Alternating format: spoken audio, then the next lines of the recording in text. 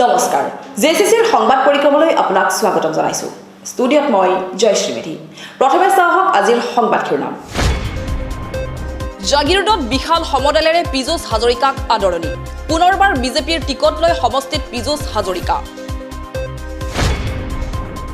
টুপাতলিত তিনিদিনীয়াকৈ অনুষ্ঠিত তিৱা মহোৎসৱৰ সামৰণি ইয়াংলি পূজা আৰু নৃত্য গীতেৰে জীপাল হৈ পৰে মহোৎসৱথলী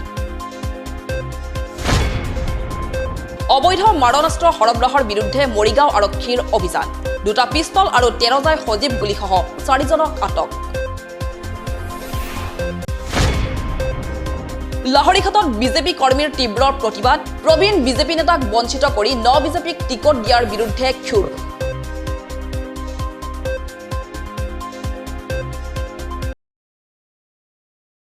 এতিয়া চাওহক বাতৰি বিস্তৃত ৰূপত ৰাজ্যত এতিয়া চাৰিওফালে বলিছে নিৰ্বাচনী গৰম বতাহ প্ৰায়বিলাক দলে প্ৰাৰ্থীৰ তালিকা ঘোষণা কৰাৰ পিছতে সমষ্টিয়ে ৰাজনৈতিক নেতা কৰ্মীয়ে কঁকালত টঙালি বান্ধিছে এই নিৰ্বাচনত ব্যস্ত হৈ পৰিছে সকলো ৰাজনৈতিক নেতা পালি নেতা ৭৯ নং জাগিৰোড বিধানসভা সমষ্টিটো ইয়াৰ ব্যতিক্ৰম নহয়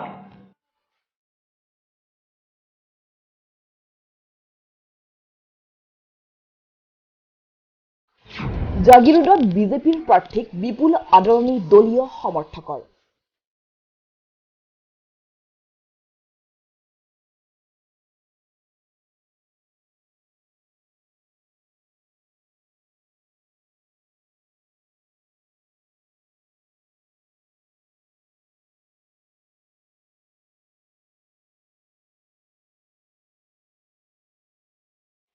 জাগিৰোডত বিজেপি দলৰ প্ৰাৰ্থিত্ব লাভ কৰি দেওবাৰে মন্ত্ৰী পিজুছ হাজৰিকা গুৱাহাটীৰ পৰা আহি জাগিৰোডত উপস্থিত হোৱাৰ লগে লগে এক প্ৰকাৰ উৎসৱমুখৰ পৰিৱেশৰ সৃষ্টি হয়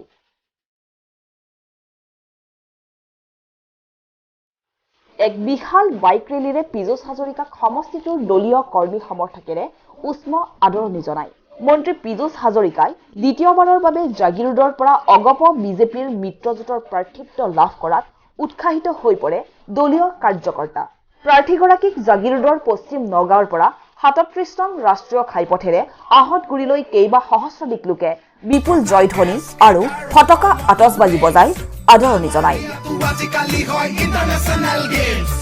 পথছোৱাত সমৰ্থকৰ বিপুল সঁহাৰি দেখি প্ৰাৰ্থী পিজুছ হাজৰিকা অভিভূত হৈ পৰে বহু লোকে প্ৰাৰ্থীগৰাকীক পুষ্পবৃষ্টি কৰাৰ লগতে অলেখ অজস্ৰই ফুলাম গামোচাৰে মৰম যাচে জাগিৰোড সমষ্টিত বিজেপিৰ জয় নিশ্চিত বুলি প্ৰকাশ কৰি আগন্তুক নিৰ্বাচনত বিৰোধী দলৰ কোনো প্ৰত্যাহ্বান নাই বুলি প্ৰতিক্ৰিয়া প্ৰকাশ কৰে পিজুছ হাজৰিকাই তেওঁ জয়ৰ নিশ্চয়তা প্ৰকাশ কৰি বিগত সময়ছোৱাৰ দৰে পৰৱৰ্তী সময়তো সমষ্টি উন্নয়ন প্ৰথম আৰু প্ৰধান লক্ষ্য হ'ব বুলি জানিবলৈ দিয়ে হাজৰিকাই আজি টিকট পোৱাৰ পাছত দলে টিকট দিয়াৰ পাছত সমষ্টিলৈকে প্ৰথম আহিছোঁ ৰাইজৰ উৎসাহ মৰম দেখি অত্যন্ত সুখী হৈছোঁ ৰাইজলৈ কৃতজ্ঞতা প্ৰকাশ কৰিছোঁ যোৱা 5 বছৰত ৰাইজৰ কাৰণে কৰিবলৈকে যিমানখিনি পাৰোঁ চেষ্টা কৰিছিলোঁ শক্তি অনুসাৰে সাধ্য অনুসাৰে কাম কৰিবলৈকে চেষ্টা কৰিছিলোঁ সপোন আছিল জাগিৰোডক অসমৰ অন্যতম উন্নত 10টা সমষ্টিলৈকে পৰ্যবেক্ষিত কৰা তাত হয়তো কিছু সফল হৈছোঁ সেইকাৰণে ৰাইজৰ এই উৎসাহ মই সকলোকে ধন্যবাদ জ্ঞাপন কৰিছোঁ আৰু সকলোৰে আশীৰ্বাদ বিচাৰিছোঁ মই বৰ বেছি নকওঁ আপোনালোকে জানেই আৰু ৰাইজৰ আশীৰ্বাদ আছে যেতিয়া ইমান প্ৰত্যাহ্বান হ'ব বুলি মই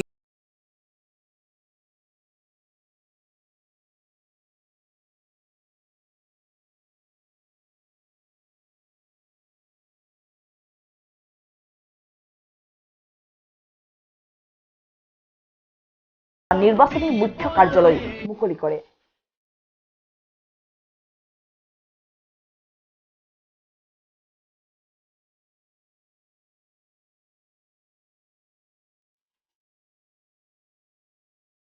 লাহৰীঘাটত বিজেপি কৰ্মীৰ তীব্ৰ প্ৰতিবাদ প্ৰবীণ বিজেপি নেতাক বঞ্চিত কৰি নতুন বিজেপিক টিকট দিয়াৰ বিৰুদ্ধে ক্ষুব্ধ হৈ পৰে বিজেপিৰ কৰ্মকৰ্তা একেদৰে সমষ্টিটোত অগপৰ সলনি বিজেপিক প্ৰাৰ্থিত্ব দিয়াৰ বিৰুদ্ধে প্ৰতিবাদ মুখৰ হৈ পৰে লাহৰীঘাট অগপৰ কৰ্মীসকল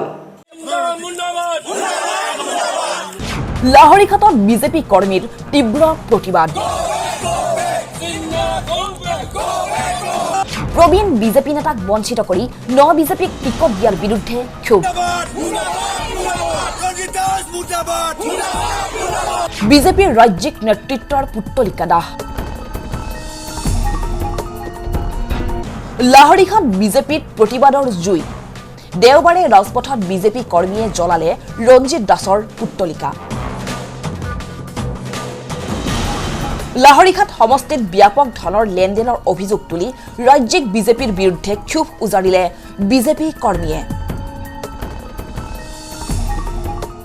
বিজেপিৰ প্ৰবীণ নেতাক টিকটৰ পৰা বঞ্চিত কৰি কেইদিনমান পূৰ্বে বিজেপিলৈ অহা কাদিৰুজ্জামান জিন্নাক টিকট প্ৰদান কাদিৰুজ্জামান জিন্না সমষ্টিত সোমালে বেয়া পৰিস্থিতিৰ সন্মুখীন হ'ব বুলি ভাবুকি বিজেপি কৰ্মীৰ পথ অৱৰোধ কৰি দলটোৰ ৰাজ্যিক সভাপতি ৰঞ্জিত দাস মুৰ্দাবাদ মন্ত্ৰী হিমন্ত বিশ্ব শৰ্মা মুৰ্দাবাদ আদি ধ্বনিৰে ক্ষুব্ধ কৰ্মীসকলে এইদৰে উত্তাল প্ৰতিবাদ সাব্যস্ত কৰে আমাৰ এই অঞ্চলত আমি কোনো কাৰণতে সোমাব নিদিওঁ 18-20 বছৰ একেৰাহে আজি এই অঞ্চলত আমাৰ যিখিনি বিজেপি কৰ্মী হিচাপে যিখিনি পুৰণা কৰ্মী তেওঁলোকক টিকেটৰ দাবীদাৰ আছিল আমাৰ বেলেগ দাবীদাৰ আছিল গতিকে আজি জিন্নাক 10-15 দিন আমি শুনিছোঁ 10-15 দিনৰ আগত তেওঁ বিজেপিত জইন কৰিছে গতিকে তেখেতক টিকেট দিয়াত আমি সম্পূৰ্ণৰূপে ক্ষোভিত আৰু কোনো কাৰণতে আমি আমাৰ অঞ্চলত আমি তেওঁক সোমাব নিদিওঁ আৰু তেওঁ ভোট বিচাৰি আমাৰ আহিব নোৱাৰিব কোনো কাৰণতে নোৱাৰিব ভোট বিচাৰি আমি দৰকাৰ পৰিলে আমি 9টাত ভোট দিম উল্লেখযোগ্য যে অৱসৰপ্ৰাপ্ত ডিএফঅ কাদিৰুজ্জামান জিন্নাৰ বিৰুদ্ধে চাকৰিকালৰ এক বিতৰ্কিত অধ্যায় আছে কিন্তু দুৰ্নীতিৰ বিৰুদ্ধে শূন্য সহনশীলৰ শ্লোগান দিয়ে বিজেপিয়ে এনে এজন বিতৰ্কিত ব্যক্তি কাদিৰুজ্জামানক কি মূল্যৰ বিনিময়ত টিকট প্ৰদান কৰিলে সেয়া ৰহস্যজনক বুলি মন্তব্য কৰে ক্ষুব্ধ প্ৰতিবাদকাৰীয়ে তেখেতসকলে টকা লৈ দিছে তেখেতসকলে চাইছে যিকেইজনে টিকেট চিলেক্ট কৰিছে ভাৰতীয় জনতা পাৰ্টি হৈ যিকেইজনে টিকেট চিলেক্ট কৰিছে সেইকেইজনে টকা লৈ কোটি কোটি টকাৰ বলত টিকেটটো দিছে জিন্নাক কোনোবাই চিনি পায় নেকি কেতিয়াবা নাম শুনিছে নেকি নাই শুনা জিন্নাৰ নাম কোনোদিনাখন আমি ইয়াত শুনা নাই সেয়া যদি ভোট বিচাৰি আহিব লগা হ'লে তেওঁ অপমান হ'ব আমাক কোনো ভোট নিদিওঁ আমাক কোনো ৰাইজে তেওঁক চিলেকশ্যন নকৰে আমি তেওঁক ক'ত বিচাৰি যাম গতিকে আমি নিদিওঁ ভোট ক'ৰ পৰা এজন আহি পেলাই আজি পটককৈ টিকেট দাবী আছে তেখেতক কিয় টিকেট দিব লাগে আমি সেইটো তেখেতক আমি সমষ্টিৰ পৰা নিবিচাৰোঁ তেখেতে যদি আমাৰ এই অঞ্চলত এই ভোট বিচাৰি আহে আমি তেখেতক ইয়াৰ পৰা বাহিৰ কৰি দিবলৈ আমি সাজু হ'ম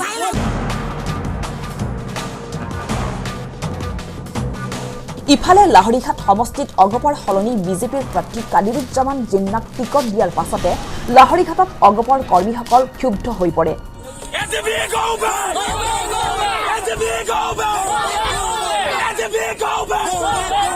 ক্ষুব্ধ অগপৰ প্ৰতিবাদকাৰীয়ে অগপৰ সভাপতি অতুল বৰা মন্ত্ৰী কেশৱ মহন্ত ফণীভূষণ চৌধুৰীৰ পুত্তলিকা দাহ কৰে সমষ্টিটোৰ তিনিচুকীয়াত শুকুৰবাৰে নিশা ৰাজপথত পুত্তলিকা আৰু বেনাৰ পোষ্টাৰ জ্বলাই ক্ষুব্ধ কৰ্মীসকলে সমূহীয়াভাৱে অগপ ত্যাগ কৰাৰ হুংকাৰ দিয়ে লগতে দলটোৰ সভাপতি অতুল বৰা মন্ত্ৰী কমে কেশৱ মহন্ত ফণীভূষণ চৌধুৰীক দালাল আখ্যা দিয়ে আজি আমি অতুল বৰা কেশৱ মহন্ত ফণীভূষণ চৌধুৰী মনোজ শইকীয়া কমলাকান্ত কলিতা সিহঁতৰ আমি যিমান বেনাৰ আছিলে যিমান প্ৰতিমূৰ্তি আছিলে চব দাহ কৰিছো কাৰণ কি এটা দালাল এজিবি দলটো এটা দালালৰ দল পইচা খাই যি টি কাম কৰি দিয়া অতুল বৰা কেশৱ মহন্ত এটা দালাল গতিকে আমি দালালৰ দলত নাথাকো ডাইৰেক্ট আমি লাগিলে বিজেপি কৰিম এজিবিত কিয় থাকিম এই দালালৰ দলত আমি নাথাকো এটা দালাল অতুল বৰা কেশৱ মহন্ত ফণীভূষণ চৌধুৰী কমলাকান্ত এইবিলাক মনোজ শইকীয়া বন্ধ এইবিলাক বন্ধৰ দল বন্দামি কৰি আছে দল চলোৱা নাই সিহঁতৰ বন্ধমি কৰি আছে সিহঁতৰ দলত আমি নাথাকো আজি দল ত্যাগ কৰিছো অৱশেষত মৰিগাঁও জিলাৰ ভিতৰত 3টা সমষ্টিৰ ভিতৰত জাগিৰোড বিজেপিয়ে নিলে মৰিগাঁও বিজেপি নিলে অন্তত আমি আশা কৰিছিলো লাহৰীঘাট সমষ্টিটো এজিপিৰ কাৰণে ৰাখিব অৱশেষত সেইটো বিজেপিক দি দিলে এনেকুৱা দুৰ্বল এনেকুৱা এই অসম গণ পৰিষদৰ নেতৃত্ব ইমানেই দুৰ্বল তেওঁলোকৰ বিজেপিৰ আগত তেওঁলোকে এই অসম গণ পৰিষদৰ যিটো ন্যায্য দাবী এই দাবীটো তেওঁলোকে উত্থাপন কৰিব নোৱাৰিলে অৱশেষত এই বিজেপিৰ হাতত এই লাহৰীঘাট সমষ্টিটো বিক্ৰী কৰি দিলে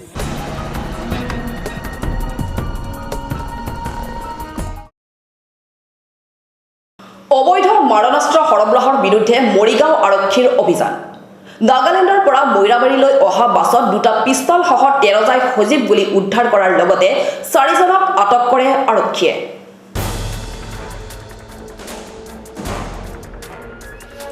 অবৈধ মাৰণাস্ত্ৰ সৰবৰাহকাৰীৰ বিৰুদ্ধে মৰিগাঁও আৰক্ষীৰ অভিযান। নাগালেণ্ডৰ পৰা মৈৰাবাৰীলৈ অহা যাত্ৰীবাহী বাছত উদ্ধাৰ কৰে 2টা পিষ্টলসহ 13 জাই সজীৱ গুলী।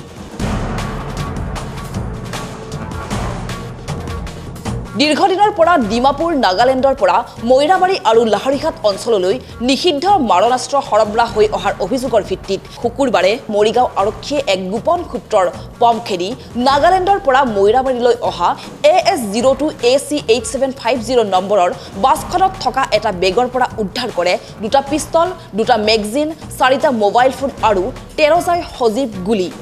এই মাৰণাস্ত্ৰ সৰবৰাহৰ লগত জড়িত আছাদুল ইছলাম, সাইদুল ইছলাম আৰু নমন নামৰ বাছখনৰ চালক আৰু হেণ্ডিমেনক আটক কৰিবলৈ সক্ষম হয়। যোৱাকালি আমাৰ সঠিক খবৰটো আহিল আৰু সঠিক খবৰটো অনুসৰি AS02 AC 8750 নমন নামৰ যিখন বাছ নাগালেণ্ড আৰু মৈৰাবাৰী মাজত চলে, সেই বাছখনৰ 13 আৰু 14 নম্বৰ ছিটত এটা বেগত এই বস্তুখিনি লৈ আহিছিল। আমি 2টা পিষ্টল ৰিকভাৰী কৰিলোঁ, 13 ৰাউণ্ড সজীৱ গুলী, 2টা মেগজিন, 4টা মোবাইল ফোন আৰু ইয়াৰ লগত আমি অতিকৈ জড়িত এই কেছটোৰ লগত জড়িত 2জন মানুহ, বিশেষকৈ আছাদুল ইছলাম পিতা লেট ইছাহক আলী, এইটো বৰচাপৰি PS ভেলগুৰি, আৰু সাইদুল ইছলাম পিতা মৃত চবৰ আলী জুৰিয়া থানা নগাঁও। অভিযোগ অনুসাৰে গাড়ীখনৰ ড্ৰাইভাৰ আৰু হেণ্ডিমেনে প্ৰতিটো আৰ্মছৰ বিনিময়ত নাগালেণ্ডৰ পৰা মৈৰাবাৰী লাহৰিঘাটলৈ তেওঁলোকে সৰবৰাহ কৰে বা অন্যান্য ঠাইলৈ সৰবৰাহ কৰোঁতে সেই বাছখনত প্ৰতিটো আৰ্মছত তেওঁলোকে 5,000কৈ টকা লয়। আমি ড্ৰাইভাৰ আৰু হেণ্ডিমেনক কৰায়ত্ব কৰিছোঁ। উল্লেখযোগ্য যে আগন্তুক বিধানসভা নিৰ্বাচনৰ প্ৰতি লক্ষ্য ৰাখি জিলাখনত যাতে কোনো হিংসাত্মক তথা অপ্ৰীতিকৰ ঘটনা সংঘটিত হ'ব নোৱাৰে তাৰ বাবে মৰিগাঁও আৰক্ষী সজাগ হৈ আছে বুলি উল্লেখ কৰে আৰক্ষী অধীক্ষক ডক্টৰ নন্দ সিং বৰকলাই। মৰিগাঁও আৰক্ষীয়ে আগন্তুক অসম বিধানসভাৰ নিৰ্বাচনৰ প্ৰতি লক্ষ্য ৰাখি আমি প্ৰায় 25 জেগাত আমাৰ নাকা চেকিং আছে আৰু সেই নাকা চেকিংবিলাকক খুব সুন্দৰভাৱে আমি ব্ৰিফ কৰিছোঁ যাতে কোনো ধৰণৰ ইলিগেল বস্তু পাৰ হৈ যাব নোৱাৰে আৰু আমি যাতে নিৰ্বাচনটো সুচাৰুৰূপে চলাব পাৰোঁ। তাৰেই পৰিণতিত কালি মই এখন বিশেষ জুম মিটিং থকাৰ কাৰণে এডিশ্যনেল SPক এই দায়িত্বটো প্ৰদান কৰোঁ আৰু এডিশ্যনেল SP অতি দক্ষতাৰে সেই বাছখনৰ গোটেই মানুহখিনিৰ ৰখাই তেওঁলোকক চোৱা চিতা কৰে আৰু এই সামগ্ৰীখিনি আৰ্মছখিনি, গুলিখিনি আৰু 4টা মোবাইল আৰু 4জন মানুহক গ্ৰেপ্তাৰ কৰিব।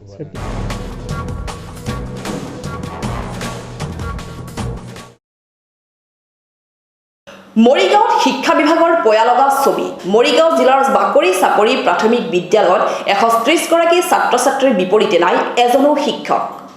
উপায়ন্তৰ হৈ বিদ্যালয় পৰিচালনা সমিতিৰ সভাপতিগৰাকীয়ে পাঠদান কৰে শিক্ষাৰ্থীসকলক।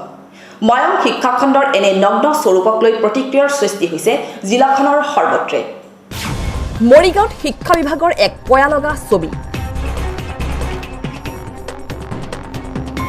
শিক্ষক অবিহনেই চলিছে এখন প্ৰাথমিক বিদ্যালয়। 130জন ছাত্ৰ ছাত্ৰীৰ বিপৰীতে নাই এজনো শিক্ষক।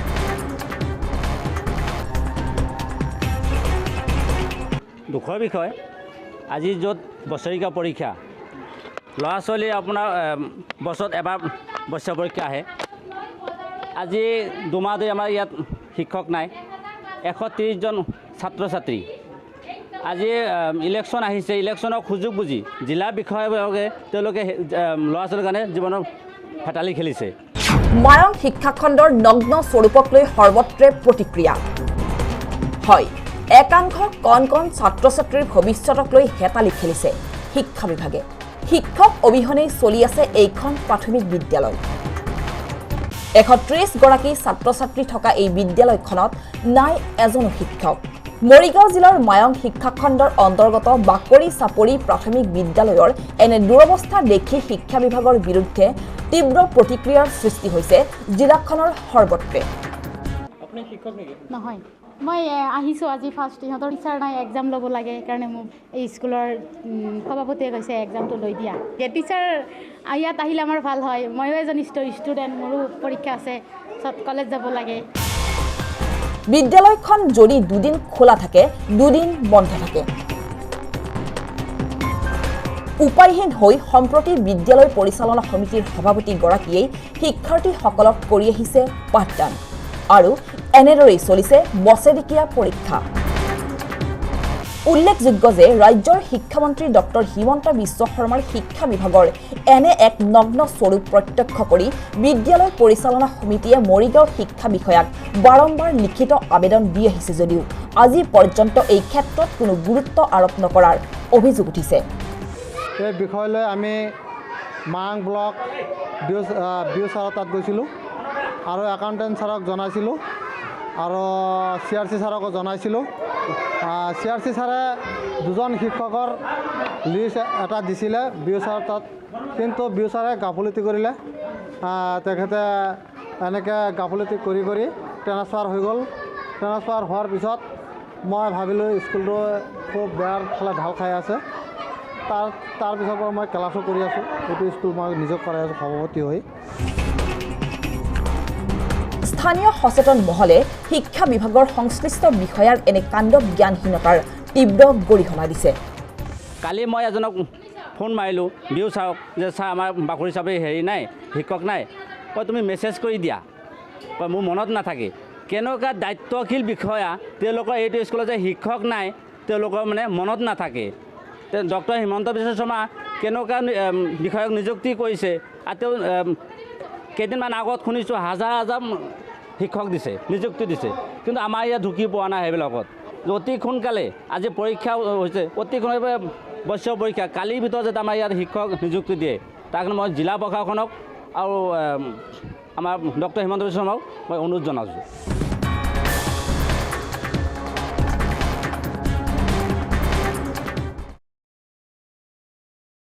আগন্তুক বিধানসভা নিৰ্বাচনক লৈ তৎপৰ হৈ পৰিছে ৰাজনৈতিক দলসমূহ জাগিৰোড সমষ্টিত অসম জাতীয় পৰিষদৰ প্ৰাৰ্থিত্ব লাভ কৰি প্ৰাক্তন মন্ত্ৰী বুবুল দাসে সমষ্টিটোৰ ঠায়ে ঠায়ে আৰম্ভ কৰিছে নিৰ্বাচনী প্ৰচাৰ জাগিৰোড সমষ্টিত অসম জাতীয় পৰিষদৰ পৰা দলীয় প্ৰাৰ্থিত্ব লাভ কৰাৰ পিছতে নিৰ্বাচনী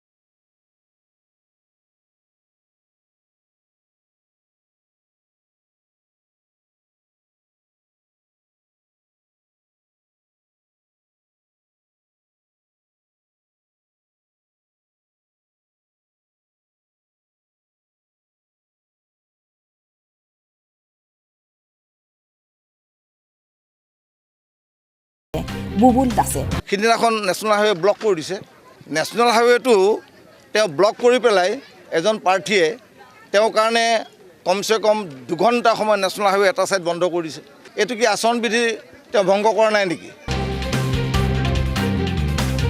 লগতে জাগিৰোড সমষ্টিত মন্ত্ৰী পীযুষে কি উন্নয়ন কৰিছে বুলিহে প্ৰশ্ন তোলে এজেপিৰ প্ৰাৰ্থী বুবুল দাসে নিৰ্বাচনী ৰণকৌশল যোৱা 5টা বছৰ পীযুষ হাজৰিকাই তেওঁ ক'ব খোজে যে মই বহুত কাম কৰিলোঁ তেওঁ যিবোৰ প্ৰতিশ্ৰুতি দিছিল পেপাৰ মিলকে ধৰি মহকুমা আমাৰ ভকতগাঁৱৰ দলংখন আৰু বহুত প্ৰতিশ্ৰুতি দিছিল সেইবোৰ কিন্তু প্ৰতিশ্ৰুতি হৈ থাকিলে ইফালে কংগ্ৰেছৰ পৰা ভালেমান নেতা কৰ্মীয়ে অসম জাতীয় পৰিষদত যোগদান কৰা সভাত বুবুল দাসে জাগিৰোড সমষ্টিত এইবাৰৰ নিৰ্বাচনী যুঁজখন এজেপি আৰু বিজেপিৰ মাজত সীমাবদ্ধ থাকিব বুলি মন্তব্য কৰে আজি লেহপতি আৰু পাভকাটিত আমি নিৰ্বাচনী প্ৰচাৰ সভাত অংশগ্ৰহণ কৰিলোঁ স্বতঃস্ফূৰ্তভাৱে বাপ দাদা যিসকলৰ কংগ্ৰেছ আছিল আজি গুৰুত্বপূৰ্ণ বছৰ ধৰি কংগ্ৰেছ কৰা এই অঞ্চলটোত আপোনালোকে দেখিলেই শ মানুহে আজি যোগদান কৰিছে আজি জিলা কংগ্ৰেছৰ ট্ৰেজাৰাৰ আমাৰ জহুৰ ভাই আৰু কেইবাজনেও গুৰুত্বপূৰ্ণ বিষয়ববীয়া আমাৰ পঞ্চায়তৰ ৱাৰ্ড সদস্যকে ধৰি আজি কংগ্ৰেছ দল ত্যাগ কৰি অসম জাতীয় পৰিষদ দলত ৰাজহুৱাভাৱে যোগদান কৰিছে। ডেফিনেটলি শাসনাধিষ্ঠ দল আৰু আজি অসম জাতীয় পৰিষদৰ যি উত্থান হৈছে সেইটো স্পষ্ট হৈ পৰিছে যে মূল যুঁজখন বিজেপি আৰু অসম জাতীয় পৰিষদ দলৰ মাজত হ'ব। নতুন দল হ'লেও ৰাইজে আদৰি লৈছে আৰু আমি নিশ্চিতভাৱে এই বিধানসভাৰ নিৰ্বাচনত আমি জয় নিশ্চিত কৰিব পাৰিম।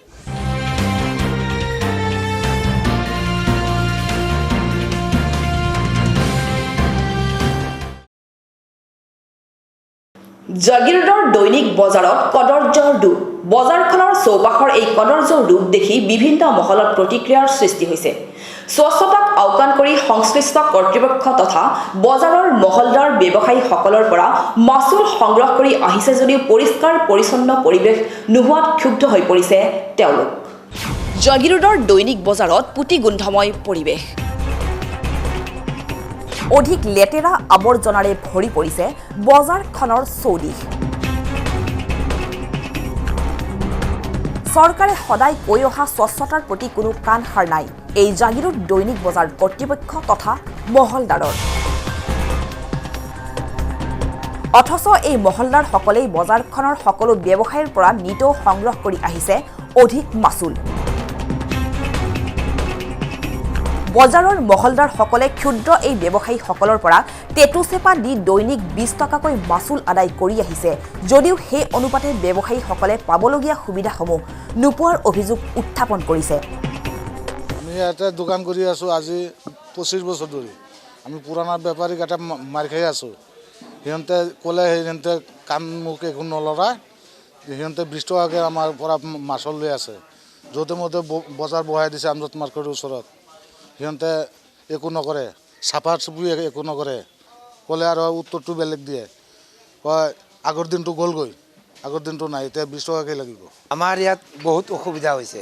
ৰাস্তা ঘাটে যিকোনো জেগাত মাছ বহাই দিছে, বহাই দিয়াত মহলদাৰে গৈ তাৰ পৰা মাচুল আনে। মানুহ লেতেৰা, এয়া ড্ৰেইন চাফা নহয়, চুইপাৰ নাই। আগতে আমি 5 টকাকৈ দিছিলোঁ, সপ্তাহে 40 টকা দিছোঁ, এতিয়া ডেইলি 20 টকা লয়। আমি এই ৰাস্তাৰ বেপাৰীবিলাক উঠাব লাগে, বজাৰখন চাফা কৰিব লাগে, মাচুলটো কমাব লাগে। আমি চৰকাৰী বজাৰত থাকোঁ, আমাৰ বহুত অসুবিধা হৈছে। চাওক কিদৰে বজাৰখনৰ যেনি তেনি পৰি আছে বীজাণুবাহক পুতিগন্ধময় লেতেৰা আৱৰ্জনা। এইটো আমাৰ জাগিৰোডৰ চবতকৈ পুৰণা বজাৰ হয়, ডেইলি বজাৰ এইটো। ইয়াতে কোনো লেতেৰা যাবলৈ জাগা নাই, ড্ৰেইনৰ সমস্যা আছে। একো বজাৰৰ মহলদাৰক ক'লে মহলদাৰে কয় যে আমাৰ কোনো দায়িত্ব নাই, এনেকৈ কয়। লেতেৰা চাওক, আপোনালোকে চাওক, লেতেৰা পানী যোৱাৰ জেগা নাই, ড্ৰেইনেজ চিষ্টেম নাই, একো নাই। বৰষুণ মানে 1 ঘণ্টা বৰষুণ পৰিলে ইয়াতে পানী পূৰা জমি যায়।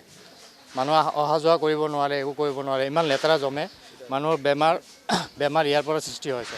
পিছপিনে চাব ইমান জাবৰ হৈছে, মাছৰ জাবৰ পেলোৱা একো জাগা নাই, একো জাগা দিয়া নাই। মাছ বজাৰ ইয়াতে বহিছে, মাছ বজাৰ আছে, মাছ বজাৰৰ পৰা মাচুল লৈ আছে, হেৰি লৈ আছে, মাছ দোকানদাৰী কৰি আছে সিহঁতে, কিন্তু সিহঁতৰ কাৰণে জাবৰ পেলাব জাগা নাই। যেনেকৈ গোটেই ভাৰতবৰ্ষ স্বচ্ছ ভাৰত অভিযান হৈছে, মানে সবতকৈ ভাল অভিযানটো হৈছে আমাৰ নতুন বজাৰটো। মাচুল য'ত 5 টকা ল'ব লাগে তাত 20 টকাকৈ লৈ আছে। আমি ক'লে সিহঁতক কোনো কাণ খাৰ নিদিয়ে, কোনো জাবৰ পেলোৱাৰ জেগা নাই, কোনো একো নাই। সিহঁতৰ মন মৰ্জি মতে লৈছে। আগৰ যোনটো আমাৰ মহলদাৰ আছিলে সিহঁতে বজাৰটো ধুনীয়াকৈ চাফ চিকুণ কৰি ৰাখিছে, কিন্তু বৰ্তমানৰ মহলদাৰে কোনো বজাৰ চাফ চিকুণ কৰা নাই। আৰু এটা আমজাদ মাৰ্কেটৰ ওচৰত আৰু এটা মাছ বজাৰ বহাই দিছে। সিহঁতৰ নিজৰ মৰ্জি মতে তাৰ পৰাও পইচা লয়, ইয়াৰ পৰাও পইচা লয়। এইখিনি বেপাৰী সভা কি হ'ব? যদি দুটা বজাৰে ইয়াতে আহি যায় তেনেহ'লে চবৰে ভাল হ'ব, কিন্তু মহলদাৰে যাতে পূৰা চাফ চিকুণ কৰি ৰাখে এইটো আমি প্ৰশাসন আৰু আমাৰ চৰকাৰক অনুৰোধ জনাইছোঁ যে আমাৰ এই বজাৰটো অলপ চাই কিনে ভালদৰে পৰিষ্কাৰ ৰাখি কিনে মহলদাৰক কয় যাতে বস্তুটো ঠিক কৰিবৰ কাৰণে।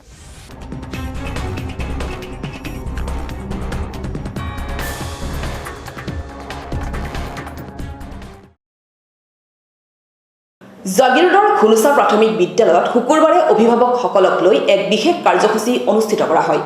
শিক্ষা বিভাগৰ বিষয়াবৰ্গ, শিক্ষক শিক্ষয়িত্ৰী আৰু ছাত্ৰ ছাত্ৰীৰ উপস্থিতিত বিদ্যালয়খনৰ অভিভাৱকসকলৰ মাজত তৰ্ক চিত্ৰাংকন আদি প্ৰতিযোগিতা অনুষ্ঠিত কৰা হয়। বিভাগীয় নিৰ্দেশনা অনুসৰি জাগিৰোডৰ খুনুচা প্ৰাথমিক বিদ্যালয়ত শুকুৰবাৰে অনুষ্ঠিত হয় সমাজৰ উৎসৱ।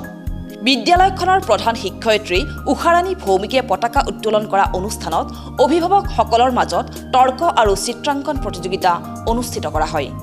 জাগিৰোড শাখা সাহিত্য সভাৰ সভাপতি হৰমোহন কলিতাৰ পৌৰোহিত্যত আৰু মায়ং শিক্ষাখণ্ডৰ খণ্ড প্ৰাথমিক শিক্ষা বিষয়া দয়াকৃষ্ণ গগৈয়ে উদ্বোধন কৰা মাতৃয়েই শিশুৰ শ্ৰেষ্ঠ শিক্ষাগুৰু বিষয়ক তৰ্ক প্ৰতিযোগিতাত কেইবাগৰাকীও অভিভাৱকে অংশগ্ৰহণ কৰে।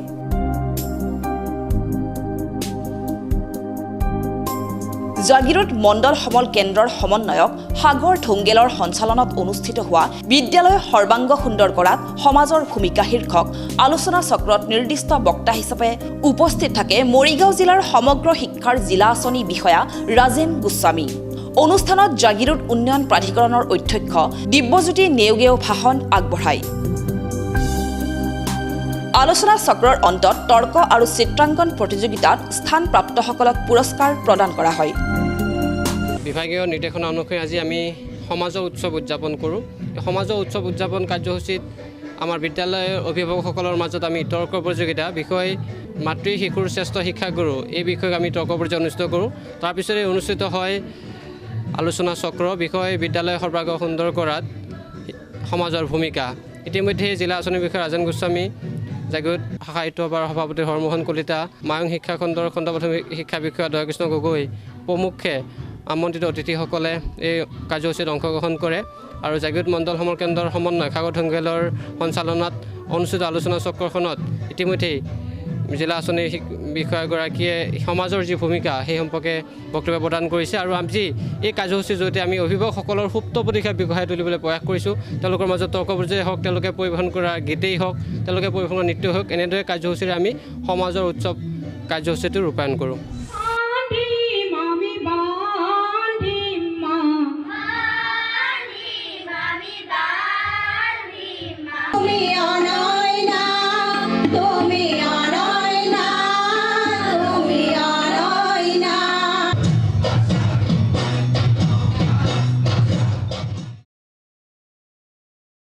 জাগিৰোডত এতিয়া উপলব্ধ হৈছে ইলেক্ট্ৰ হোমিঅ'পেথিক চিকিৎসা।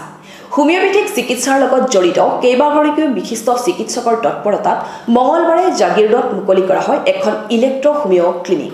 এই অনুষ্ঠানত পশ্চিমবংগৰ এগৰাকী আগশাৰীৰ হোমিঅ'পেথিক চিকিৎসক ডাক্তৰ সীমান্ত আৰি উপস্থিত থাকে।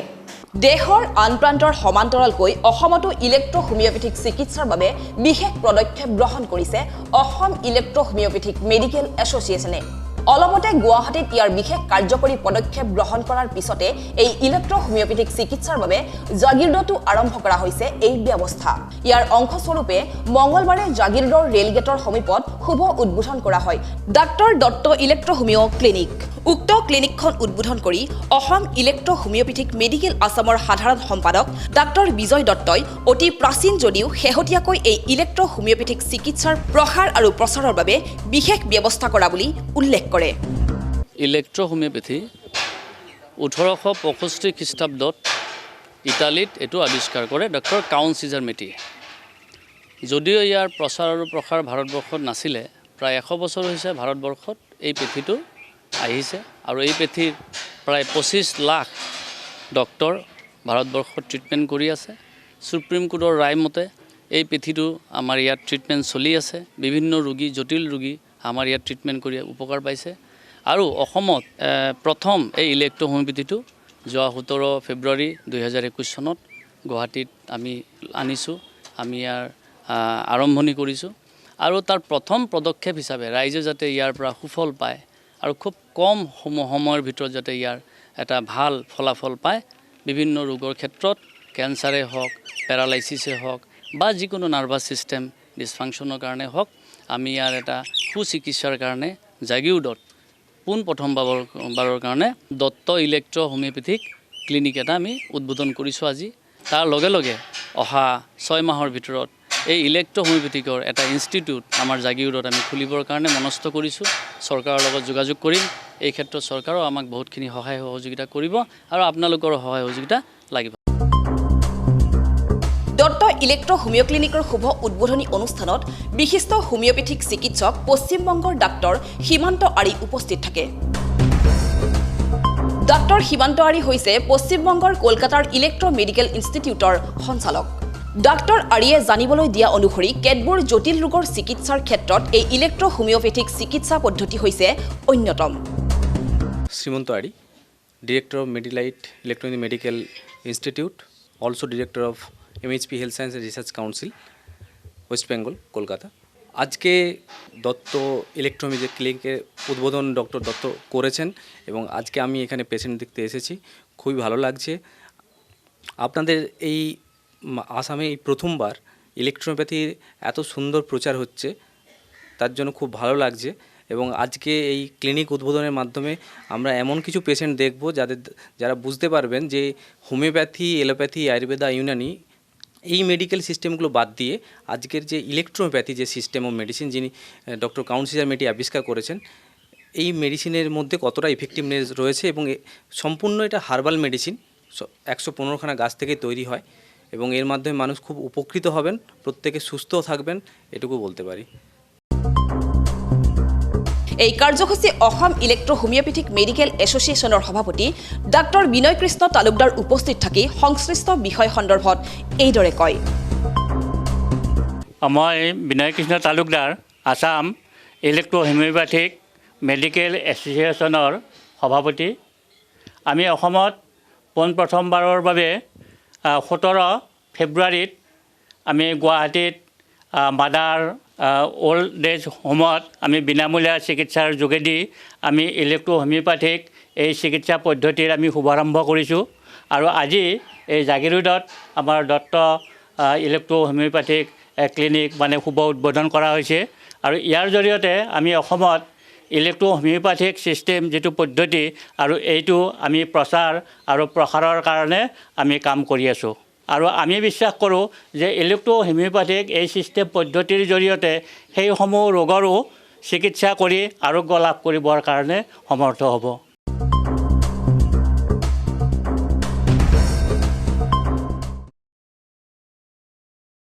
এতিয়া চাওঁ সংক্ষিপ্ত ৰূপত কেইটামান বাতৰি।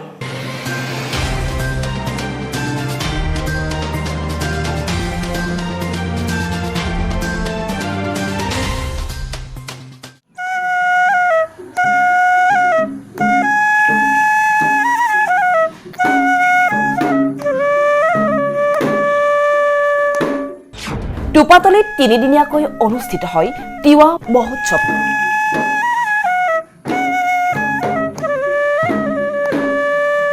ইয়াংলি পূজা আৰু নৃত্য গীতেৰে জীপাল হৈ পৰে মহোৎসৱথলী।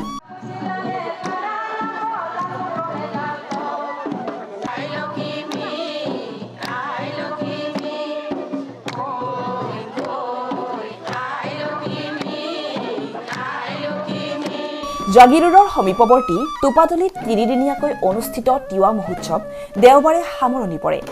এই উপলক্ষে এক উখল মাখল পৰিৱেশৰ সৃষ্টি হয় মহোৎসৱথলীত।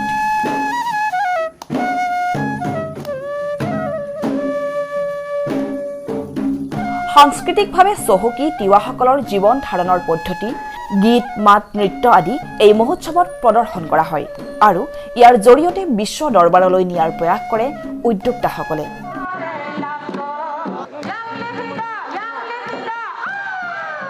2019 বৰ্ষৰ পৰা তিৱা মহোৎসৱ আৰম্ভ কৰিছে। এইবাৰ 3 বছৰত ভৰিলোঁ। যিহেতু তিৱা ৰাইজৰ এটা কমন ফেষ্টিভেলৰ কাৰণে আমি প্ৰচেষ্টা চলাইছোঁ। আমি কামৰূপ জিলাৰ তিৱা ৰাইজে ইয়াৰ পৰাই গোটেই মধ্য অসম তথা ধেমাজি, লখিমপুৰ, কাৰ্বি আংলং, মেঘালয়ত থকা তিৱা সকলোকে আমি আহ্বান জনাইছোঁ যে কমন ফেষ্টিভেলৰ কাৰণে আমি এটা প্ৰচেষ্টা আগবঢ়াই লৈ যাবৰ কাৰণে এই তিৱা মহোৎসৱটো পাতিছোঁ। মহোৎসৱত তিৱা জনগোষ্ঠীৰ পৰম্পৰাগত খাদ্য সম্ভাৰৰ লগতে নানাৰঙী সাজপাৰ, ডেকাচাং আদি নতুন প্ৰজন্মৰ মাজত প্ৰচাৰ আৰু প্ৰসাৰৰো ব্যৱস্থা কৰা হয়। তিৱাসকলৰ যিটো স্বকীয় সংস্কৃতি আছে সেইটো জনমানসত বিশেষভাৱে প্ৰসাৰ কৰাৰ কাৰণেই এইবোৰ আয়োজন কৰা হৈছে। আৰু সেই আমাৰ তিৱা জনগোষ্ঠীটোক যদিও খুব কম ক্ষুদ্ৰ জনগোষ্ঠী অসমৰ বুকুত, তথাপিও তেওঁলোকৰ স্বকীয় সংস্কৃতিখিনি কিন্তু লেখত ল'বলগীয়া, চকুত লগা। আৰু ইতিমধ্যে এই সাংস্কৃতিক দিশটোৰ পৰা ওলাই গৈ এই তিৱা সংস্কৃতিখিনিয়ে এতিয়া তিৱা জাতিটোৰ পৰিচয় দিয়াৰ যেন মই অনুভৱ কৰিছোঁ। গতিকে সেই ধৰণৰ কথা আগত ৰাখিয়ে এই অনুষ্ঠানবিলাক আয়োজন কৰা হৈছে আৰু ভৱিষ্যতেও ইয়াক আৰু বিস্তৃত আকাৰে আমি আয়োজন কৰিবৰ কাৰণে চেষ্টা অব্যাহত ৰাখিম।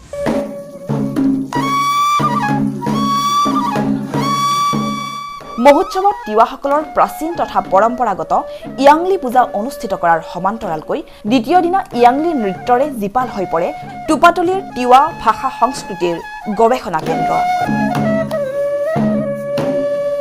আজি টুপাতলি কামৰূপ মহানগৰত তিৱা ভাষা আৰু গৱেষণা কেন্দ্ৰৰ যিখিনি ইয়াত আমাৰ ভূমি আছে এই ভূমিখিনিত তিৱাসকলৰ ইয়াংলি ফেষ্টিভেল পতা হৈছে আৰু এই ইয়াংলি ফেষ্টিভেলত আজি আমাৰ পূজা পাৰ্বণা ইয়াংলি যিটো ফেষ্টিভেল যিটো পূজা বা যিটো নীতি নিয়ম সেইটো চলি আছে বৰ্তমান আৰু ইয়াতে আপোনাৰ দেখা পাইছে আপোনালোকে বহুত জনজাতি ভাষা ভাষী লোক আহি পেলাই লগ হৈছে আৰু ইয়াতে আপোনাৰ আমাৰ তিৱা ট্ৰেডিশ্যনেল ফুড আৰু আমাৰ ড্ৰেছবোৰ ইয়াতে আহিছে।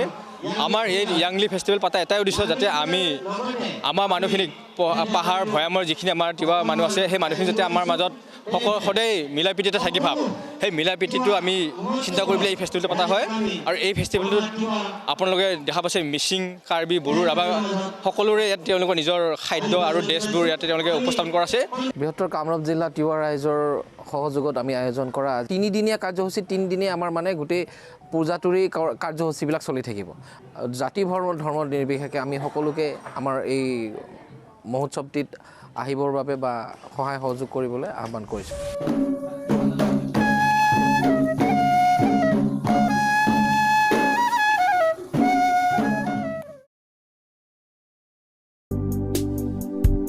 ৰাজ্যৰ আন প্ৰান্তৰ লগতে জাগিৰোডতো দেওবাৰে বিভিন্ন মহিলা সংগঠনে পালন কৰে আন্তৰ্জাতিক নাৰী দিৱস। এই নাৰী দিৱসৰ লগত সংগতি ৰাখি জাগিৰোডৰ স্বেচ্ছাসেৱী সংগঠন অৰ্পিতাৰ উদ্যোগত সংগঠনটোৰ কাৰ্যালয়ত বিভিন্ন কাৰ্যসূচী ৰূপায়ণ কৰা হয়।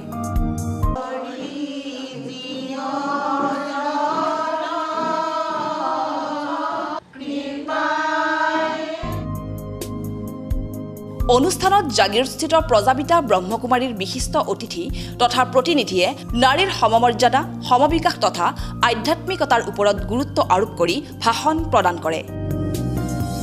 আজি আন্তৰ্জাতিক নাৰী দিৱস 8 মাৰ্চ, আজি নাৰীৰ অধিকাৰৰ দিন। আজি নাৰী দিৱস উপলক্ষে সমূহ জাগিৰোডবাসী ৰাইজলৈ আমি অৰ্পিতাৰ তৰফৰ পৰা শুভেচ্ছা জনালোঁ। আজি আমি নাৰী দিৱস উপলক্ষে প্ৰজাপিতা ব্ৰহ্মকুমাৰীৰ পৰা বেহেনজীক মাতি আনিছোঁ। গুৱাহাটীৰ পৰা নিমন্ত্ৰণ কৰি অনা হৈছে। তেখেতলোকে আমাৰ নাৰীসকলক আধ্যাত্মিকতাৰ কিছুমান ভাষণ দিছে আৰু এইখিনিকে আমি জাগিৰোডবাসী ৰাইজক শুনাব বিচাৰিছোঁ।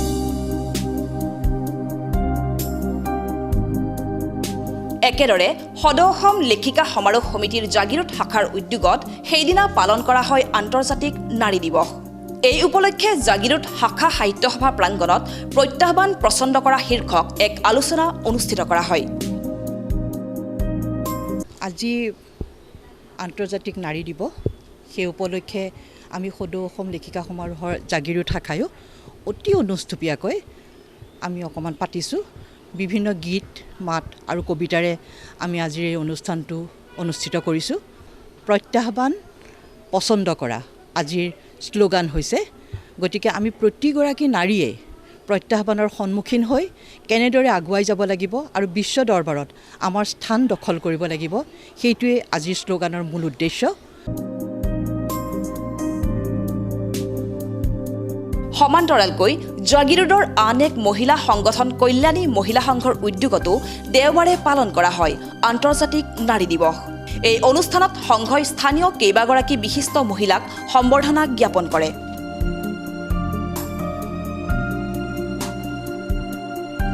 ইফালে আন্তৰ্জাতিক নাৰী দিৱস উপলক্ষে জাগিৰোডস্থিত নখোলা মহাত্মা গান্ধী আদৰ্শ চিকিৎসালয়তো মহিলাসকলৰ বাবে কোভিড ভেকচিনৰ ব্যৱস্থা কৰে স্বাস্থ্য বিভাগে। ইয়াত মহিলা স্বাস্থ্যকৰ্মী, আগশাৰীৰ মহিলাকৰ্মী, 60 ঊৰ্ধৰ মহিলা আৰু 45 বছৰ ঊৰ্ধৰ আনুষংগিক ৰোগাক্ৰান্ত মহিলাসকলক কোভিড ভেকচিন দিয়াৰ ব্যৱস্থা কৰে।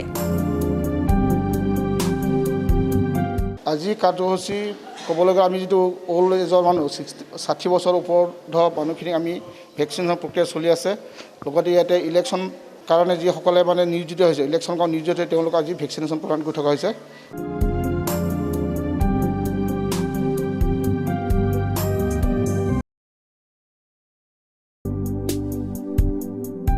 দেওবাৰে ডিমৰীয়া মহাবিদ্যালয়ৰ প্ৰেক্ষাগৃহত জাৰ্নেলিষ্ট এছ'চিয়েশ্যন ফৰ আছাম চমুকৈ জাফাৰ কেন্দ্ৰীয় সাধাৰণ সভাখন দিনজোৰা কাৰ্যসূচীৰে অনুষ্ঠিত হয়। পুৱা পতাকা উত্তোলন, স্মৃতি তৰ্পণ কাৰ্যসূচীৰ লগতে প্ৰতিনিধি সভা আৰু বিষয় বাছনি সভা অনুষ্ঠিত হয়। অসমৰ বিভিন্ন প্ৰান্তৰ পৰা উপস্থিত হোৱা প্ৰতিনিধিসকলক ফুলাম গামোচাৰে আদৰণি জনোৱা হয়। অনুষ্ঠানত লগতে অঞ্চলটোৰ 9জন বিশিষ্ট ব্যক্তিকো সম্বৰ্ধনা জনোৱা হয়। এই সম্বৰ্ধিত ব্যক্তিসকলৰ ভিতৰত আছিল বিশিষ্ট সাহিত্যিক মুৰলীধৰ দাস, ডিমৰীয়া মহাবিদ্যালয়ৰ অধ্যাপক ডক্টৰ ধ্ৰুৱজ্যোতি শৰ্মা, যুৱ সমাজ সেৱক ডক্টৰ তপন দাস, বিশিষ্ট উদ্যোগপতি তপন মেধি, গুৱাহাটীৰ বিশিষ্ট সমাজসেৱক ভুৱন গাম, দিলীপ গগৈৰ লগতে ক্ষেত্ৰী উচ্চ মাধ্যমিক বিদ্যালয়ৰ সহপ্ৰধান শিক্ষক নামেশ্বৰ বড়ো।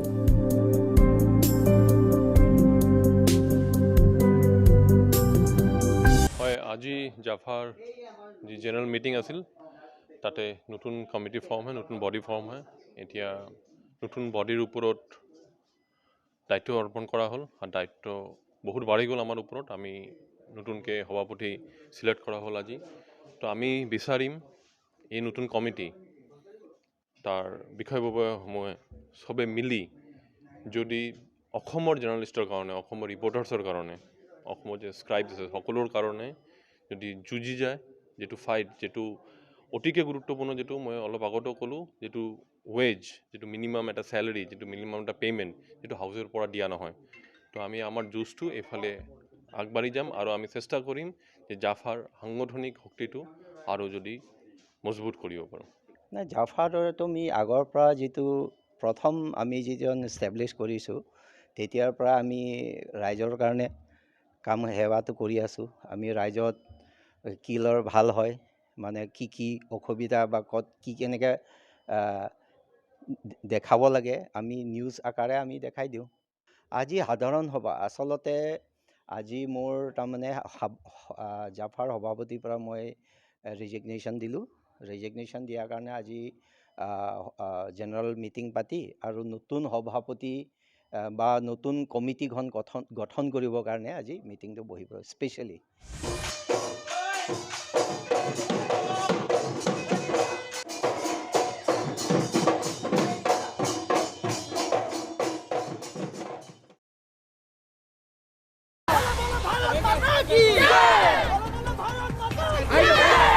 ৰাজ্যৰ চৌদিশে এতিয়া মনোনয়ন দাখিলৰ উৎসৱমুখৰ পৰিৱেশ।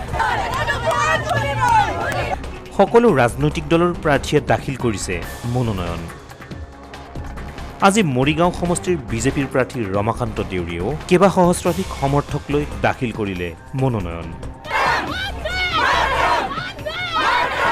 আনহাতে তেওঁ 100% জিকিবই বুলিও দৃঢ় মন্তব্য কৰে এই মনোনয়ন দাখিলৰ সময়ত।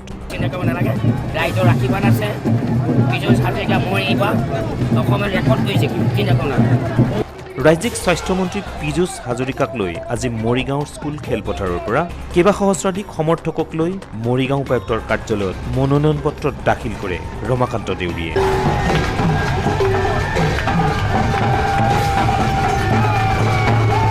আনহাতে ৰমাকান্ত দেউৰীক সংগ দিয়া ৰাজ্যিক স্বাস্থ্যমন্ত্ৰী তথা জাগিৰোড সমষ্টিৰ বিধায়ক পীযুষ হাজৰিকাই উৎফুল্লিত হৈ ৰমাকান্ত দেউৰীৰ জয়লাভ নিশ্চিত বুলিও মন্তব্য কৰাৰ লগতে আজমলক ধিক্কাৰ দিয়া পৰিলক্ষিত হয়।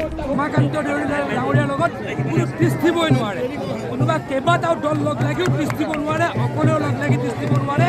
অতি কমেও 40,000 পৰা 45,000 ভোটত মৰিগাঁৱৰ মৰমৰ ৰমাকান্ত দেউৰীয়ে জয়লাভ কৰে। কোনো এটা অস্তিত্বই নাই। তেখেতলোকে 2000 চনতে শেষ হৈ গৈছিলে। কিয় কংগ্ৰেছে দিছে নাজানো, কংগ্ৰেছে জিতটো আচলতে ৰমাকান্ত দেউৰী ডাঙৰীয়াক উপহাৰ হিচাপে প্ৰদান কৰিছে। বদৰুদ্দিনে কৈছে মই ধিক্কাৰ দিছোঁ, তীব্ৰ গৰিহণা দিছোঁ।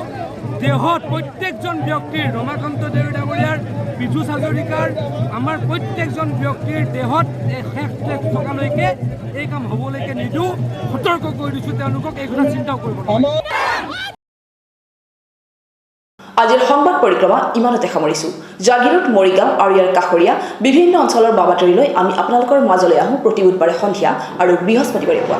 গতিকে চাবলৈ নাপাহৰিব আপোনালোকৰ প্ৰিয় অনুষ্ঠান JCCৰ সংবাদ পৰিক্ৰমা। ধন্যবাদ।